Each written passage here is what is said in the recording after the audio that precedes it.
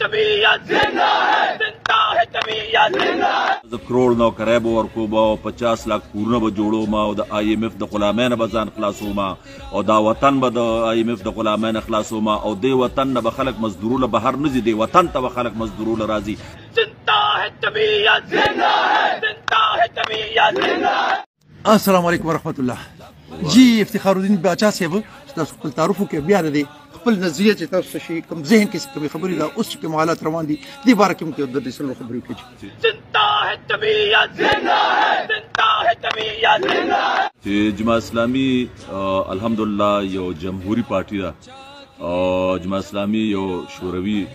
نظام لري د الله تعالی دا ډېر زیات لوی رحم دی په موږ باندې چې موږ د موروثیت او د شخصیت نه پاکه پارټي ده بالاتر جی जिंदा है तबीयत जिंदा है तबीयत जिंदा है د اوسني حالاتو مطابق به موږ دا خبر وکړو چې د بدقسمتۍ نه موږ داسې حالاتو سره مخامخ یو چې همیشه په دې وطن کې که زه تاسو ته دا ووایم چې په دې وطن کې چېرته د سیاسي جماعتونو اقتدار اړو راغلی نه دی نو دا به زه انشاءالله ډېر په غلطه باندې نه یم دلته د څه افرادو حکومت ضرور همیشه دا په دې پاکستان کې وي او هغه افراد په مختلفو جنډو په شکل کې راځي که اوس د PDM په شکل کې کم افراد دي نو هغه هم د مختلفو جنډو ملګري را یوځای شوي دي او هغه افراد دي چې کم موږ وایو چې یاره دا پاکستان تباهۍ طرف ته لاړو دا پاکستان په قرضو کې ډوب شو دا پاکستان مهنګایۍ کې ډېر زیات ککړ شو او دا پاکستان عوام ورځ تر ورځه پریشانو سره مخامخ کیږي نو هغه په دې PDM کې هم ټول ملګري دي او که تاسو وګورئ چې عمران خان حکومت راغی او د خلکو ته نه ډېر زیات لوی توقعات وو ځکه چې د هغه ډېرې زیاتې لویې دعوې وې او هغه دعوې تاسو کتل چې یاره زه کروڑ نوکری به ورکوم او 50 لاک کورونه به جوړوم او د IMF د غلامانو به ځان خلاصوم او دا وطن به د IMF د غلامانو خلاصوم او دې وطن نه به خلک مزدورونه بهر نه ځي دې وطن ته به خلک مزدورونه راځي داسې مختلف بلا داسې وعدې شوي وې نیا پاکستان نیا پاکستان په نوم باندې نو هغه وعدې ستاسو په علم کې ده چې په هغې وعدو کې پوره کېدل خو ډېره لویه خبره ده هغې وعدو طرف ته یو قدم اخیسته کېدل هم نه دي ښکاره شوي او بیا د مدینې د ریاست خبره کوله چې د مدینې ریاست نو د مدینې په ریاست کې چې کومه سکول پکار دي او د مدینې د ریاست دپاره چې کومې هلې ځلې پکار دي د هغې دپاره هم یو قدم اخیسته شوی نه دی نو موږ دا ګڼو چې دا کم نن حکومت دی یا د دې نه مخکې د عمران خان حکومت و یا د عمران خان نه مخکې د دې نورو مختلفو پارټو که د پیپلز پارټۍ په شکل کې و که هغه د مسلم لیگ په شکل کې و نو موږ دا ګڼو چې دا ټول د دې ملک د تباهۍ ذمهداران دي موږ دا ګڼو چې دا ټول د دې ملک او د دې قوم ته د تکلیف نه سیوا بل څه شی ورنه کړی شو او موږ دا ګڼو چې د دې ملک په غلامۍ کې دا ټول شریک دي موږ دا ګڼو چې دا ملک دومره لوی قرض سره مخامخ دی چې نن هر یو فرد د 2 لاک تقریبا هغه قرضدار دی چې زما ماشومانان بچي زما بچي ستا بچي د دې قوم بچي پیدا کیږي نو هغه قرضدار پیدا کیږي لہذا په دې کې دا زه ورته سیاسي جماعتونه که ووایم او که دا افراد ورته ووایم نو دا افراد او دا سیاسي جماعتونه ټول د دې ذمهداران دي دویمه خبره تاسو زمانه دغه تپوس هم په خپل ګپ شپ کې د دې نه مخکې وکړو چې یاره جماعت اسلامي ته عمران خان ټلیفون کړی دی بلکل دې کې څه شک نشته دا سیاسي هلې ځلې دي د دې نه مخکې که ستاسو خیال نو د سراج الحق صاحب چونکې چې زموږ محترم امیر جماعت دی هغوی سره زرداري صاحب هم رابطه کړې وه راغلی و زموږ مرکز منصورې ته شهباز شریف هم راغلی و چې یاره زموږ ملګرتیا وکړئ دغه شانته عمران خان هم هغه خپل د سیاسي هلو ځلو په باره کې ټلیفون کړی دی بلکل مګر د دې ټولو خبرو احترام کوو دا سیاسي هلې ځلې دا به جاري وي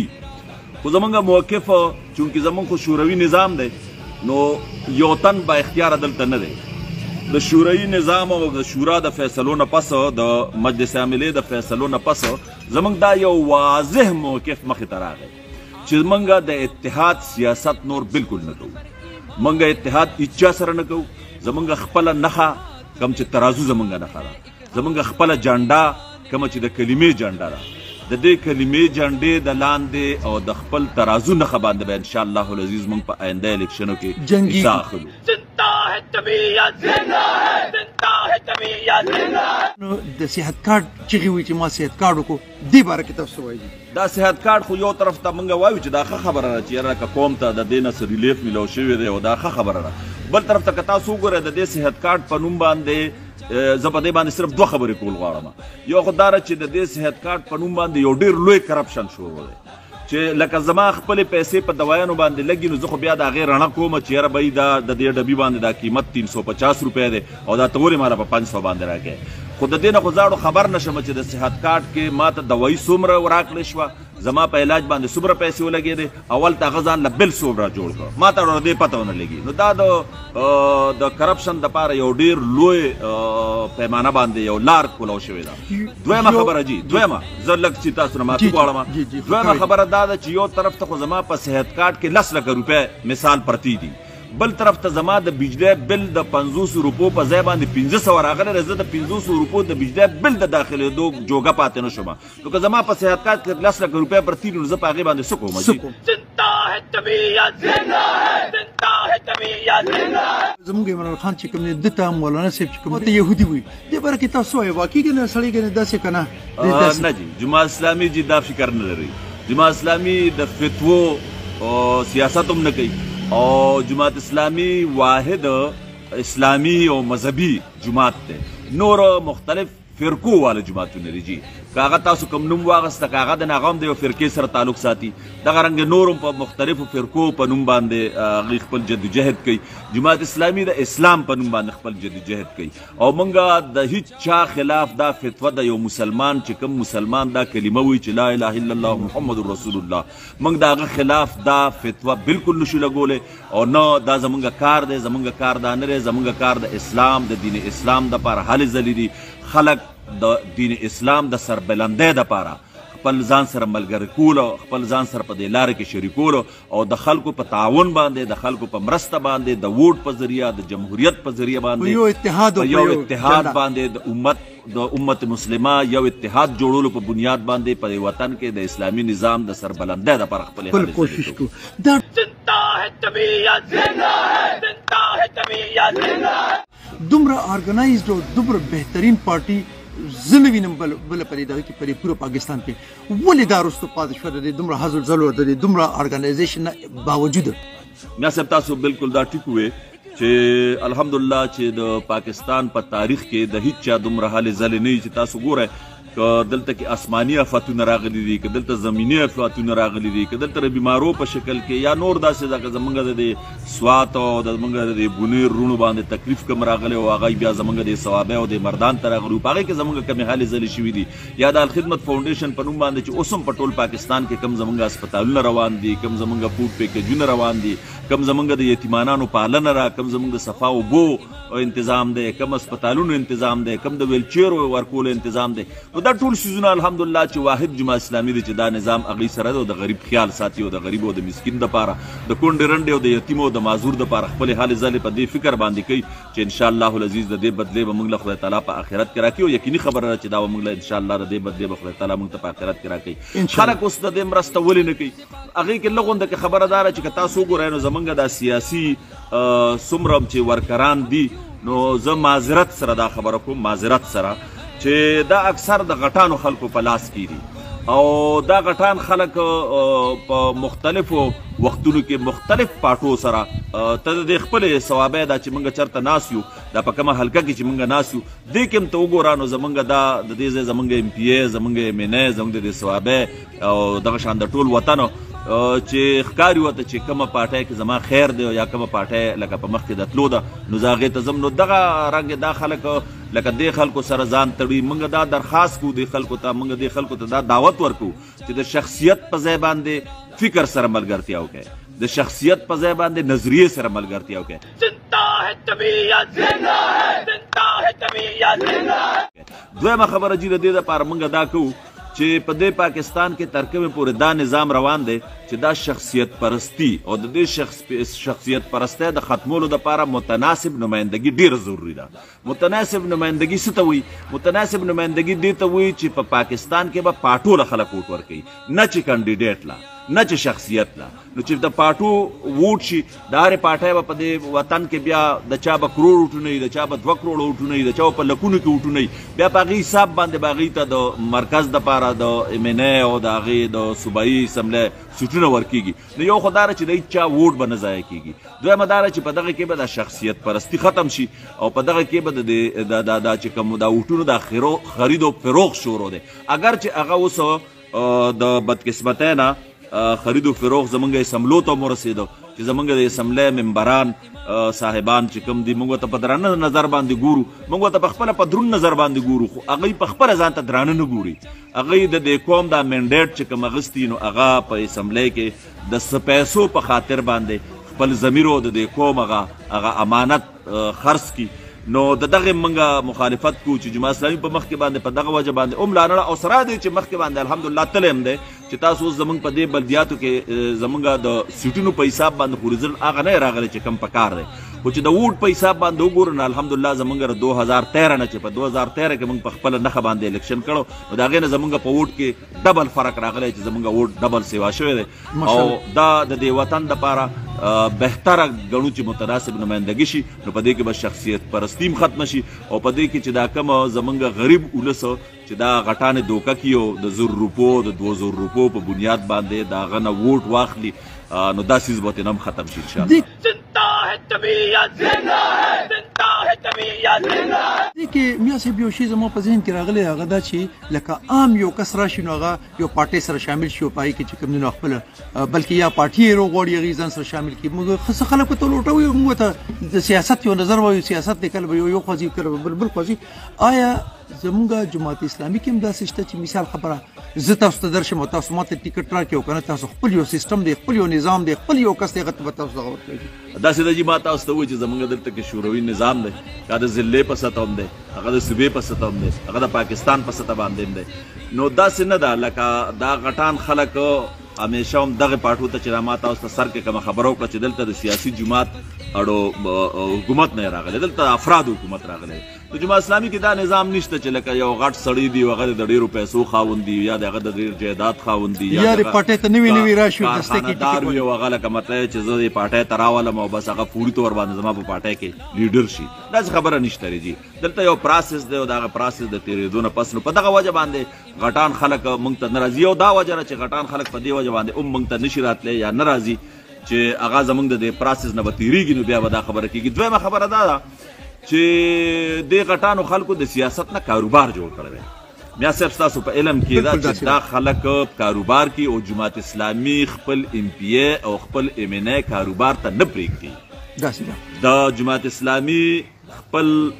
سیاسي ژوند دا د الله تعالی د رضا دپاره هلې ځلې کوي، دا د آخرت په فکر باندې کوي. نو دلته کې د کرپشن بالکل لکه څه چانس هم نه جوړېږي. نو غټان خلک موږ سره چرته راشي، غټان خلکو خو دا کاروبار دی او موږ سره دا کاروبار نه چلیږي او نه کولی شي. الحمدلله زنده ہے طبیعت، زنده ہے، زنده ہے طبیعت، زنده ہے. نو آیا ستاسو د الخدمت فاونډیشن هم د صحت کارت غونته کې پروګرام دی چې ګنې پته نه لګي چې څه مور کړو څه مه که نه ستاسو خپل یو اډیټ اینډ اکاونټ چې کوم دی داسې سیسټم وشته جي؟ داسې نه راځي، زمونږ د صحت کارت په شان پروګرام بالکل نه دی. زمونږ چې څومره هسپتالونه دي چې هغې ته مریضان راشي نو هغې مریض له مونږ باقاعده لکه د هغه په نوم باندې یو سلیپ کټ شي او بیا د هغه سلیپ په بنیاد باندې هغه ډاکټر ته ور مخامخ شي، بیا د ډاکټر هغه چې معاینه وشي بیا هغه ته دوايانې کمې ورکېږي یا د هغه دپاره کومه ټسټونه وغیره. نو د هغې باقاعده د هر یو څیز رسید کټ کېږي، د رسید نه پس هغه باقاعده رجسټر کې ورزي کېږي او هر امیر د هرې ضلعې د الخدمت فاونډیشن سرپرستی اعلی دی. زه د خپل د ذمهدار خو جي صدر وي، صدر د الخدمت فاونډیشن، صدر د شورا په خوښه باندې او د امیر په رایې په شرکېدو په خوښه باندې جوړېږي او بیا هغه صدر او هغه پوره ټیم او هغه د هسپتالونو هغه پوره کوم امانه دا ټول د آډیټ دپاره به هر ټایم حاضري، هر ټایم الخدمت فاونډیشن سرپرستی اعلی، د الخدمت فاونډیشن صدر آډیټ کولی شي او باقاعده موږ هر شپږ میاشتې پس آډیټ کوو باقاعده او په هغې کې ګورو چې به څومره مریضان راغلي دي څومره مریضان تر دې ځایه څومره فایده میلاو شوې ده څومره مریضان تر دې ځایه څومره دوايانې میلاو شوي دي څومره ټسټونه شوي دي څومره ایکسرې شوي دي څومره علاج شوی دی دا ټولو باقاعده یو خپل نظام دی او الحمدلله هغه هم ستاسو په شانتې خلکو په تعاون باندې دغه الخدمت فاونډیشن چلیږي او موږ پې د الله تعالی نه ډېر زیات راضي یو او مخکې هم زموږ دا کوشش دی چې انشاءالله العزیز د خلکو په خدمت انشاءالله جاري ساتو د دې ویلچیرز د معذوره خلکو ته د ورکولو څه سیستم دی داسې دی چې دا ویلچیره موږ په صوابۍ کې د جماعت اسلامي د ضلعي دفتر هم دی او په صوابۍ کې د الخدمت فاونډیشن ضلعي دفتر هم دی او په هغې کې موږ دا چې کوم خپل ملګري وي یو خو موږ دې ته دا ویلي چې ستاسو په خوا و شا کې کومه داسې معذوره کس وي نو هغه معذوره کس لا تصویر ایستل د پوره وجوده که زنانه وي نو په پرده کې تصویر ایستل چې د هغې پړونې یا بوکره په سر وي او د هغې شناختي کارډ که د هغې خپل شناختي کارډ نه نو یا د پلار شناختي کارډ یا د رور شناختي کارډ نو دا موږ له هغه دفتر ته راوړي خپل ملګری یا څه خلک په خپله ډایرکټ خبر وي نو هغې دفتر ته راوړي بیا هغه موږ په نمبر کې ویښي وي چې لکه مته کوم 1 نمبر دی نو هغه د په 1 نمبر باندې ملاویږي ویلچیر او څنګه چې ویلچیر راځي هغه هغه طریقه باندې تقسیمیږي او د هغې دپاره زموږ دا شرایط دي صرف چې لکه کم ماشوم د 12 سال عمر کې او یا د دې نه سیوا چې بیا کم د 60 سال نه یا د 70 سال نه چې کم از کم لکه کم سیوا دي نو هغه خو بیا اسې مجز لکه په بیډ باندې به پروت نو بیا هغه ته موږ ویلچیر ورکولو پکې بیا هم کوشش وکړو چې موږ سره وینو ورکو خو بهرحال زموږ د 12 سال نه تر 70 ساله پورې چې کوم ملګري دي یا زموږ رونه دي نو د هغې دپاره موږ د هغې خپل انتظام کوو او باقاعده تقریبا په هر 3 میاشتې پس په هر ضلع کې خو چونکې زه به د خپل ضلع خبر کوم ضلع صوابۍ چې هر 3 میاشتې کې موږ تقریبا 50 ویلچیرې تقسیموو چې که ستاسو خیال وي نو عمران خان چې مخکې کوم د دې 2018 الیکشن دپاره چې کوم جلسې او جلوسونه کولو نو هغه په کنټینر باندې به ډېرې عجیبه وعدې او ډېرې ښکلې خبرې به یې کولې او د دې داسې ښکارېده چې د پاکستان نه به انشاءالله العزیز دا غربت هم خدای تعالی ختم کړي او دا پاکستان به خدای تعالی د دې قرضونو هم خلاص کړي او دا پاکستان به خدای پاک د دې مهنګۍ نه هم خلاص کړي او دا پاکستان به خدای تعالی د دې کرپشن نه هم خلاص کړي او دا پاکستان به خدای تعالی د هغه خلکو نه هم خلاص کړي چې کوم خلک د پاکستان او دا سیاست خپل کاروبار جوړ کړی دی خو هغه تاسو وکتلو چې هغې کې هغه څیزونه نور هم په مخکې باندې لاړله او تیر شوي ځل کې به دوی د مهنګایۍ خبره کوله او د ډالر په بره باندې لاړه د دې خبره به یې کوله او دا به یې ویل چې یاره کله دا مهنګایي راشي او ډالر په بره باندې ځي فلانۍ خبره نو پوه شئ چې وزیر اعظم او د وزیر اعظم کابینه غله دي نو دې ځل هغه سره دغه خبره نشته دې ځل خوا دغه خبره ځکه نشي کولی چې هغه په خپل دور حکومت کې دا ټولو څیزونو بالکل هغه ریکارډ مات شو نو دې ځل هغه یو نوی ایشو راوستی ده چیرې د امریکې سازش شو د امریکې په وجه باندې زه لړم نو موږ دا خبره کوو چې د امریکې سازش ستا خلاف ولې راغی امریکا خو تا دومره خوشحاله کړه چې د هغې حد نشته تا د قادیانانو دپاره هم خپلې هلې ځلې وکړه چې یاره په هر څه طریقه باندې چې دا قادیانان سره دن نه کمه او هغوی په اسمبلو کې هم رادن نه شي او هغوی په حقوق ورته هم میلو شي او تا د آی ایم ایف هغه څه ومنله چې آی ایم ایف دا غوښتل چې یاره دا سټیټ بینک د زما غلام شي او دا سټیټ بینک د ماته حواله شي او دا امریکې هم غوښتل او دا ټول کفر غوښتل نو تا هغوی ټول په هغې باندې دومره رضا وساتل نو آیا ستا نه امریکا په څه باندې خفه ده نو موږ دا